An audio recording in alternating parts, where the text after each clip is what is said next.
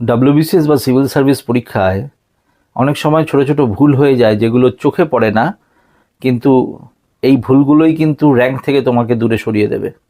এই ভুলগুলোই কিন্তু একটা জেতা ম্যাচকে তোমাকে হারিয়ে দেবে। যেমন ধরা যাক, পড়তে পড়তে হঠাৎ করে বললো মুড নেই, 2-3 দিন ধরে পড়াশোনা হচ্ছে না, ভালো লাগছে না ইত্যাদি। এটা খুব একটা বাজে ব্যাপার হতে পারে, কিন্তু একেবারে অফ করলে চলবে না, পড়াশোনা অল্প বিস্তর করতে হবে। যেমন ধরা যাক এমন হলো যে আমি যে পড়াশোনাগুলো করছি সেগুলো খালি মনে মনেই করছি, মুখস্থ করছি, কিন্তু কোনো লিখছি না।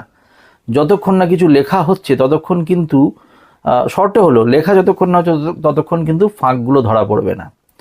3 নম্বর হচ্ছে যে আরেকটা যদি ভুলের কথা আমি বলি,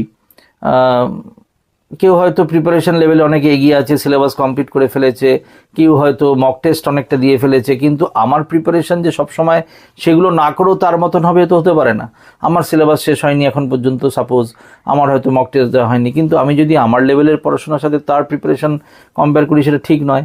তো এই ছোটো ছোটো ভুলগুলো মাথায় রাখতে হবে, কারণ ভুল ছোট কিন্তু এর এফেক্ট কিন্তু অনেক বড়। সুতরাং এগুলো না করে রেগুলার বেসিসে অল্প অল্প করে পড়তে হবে। আর আমরা কিন্তু হেরে যাই বড় ভুলের জন্য নয়, ছোট ছোট অবহেলার জন্য, এটা মাথায় রাখবে। Thank you.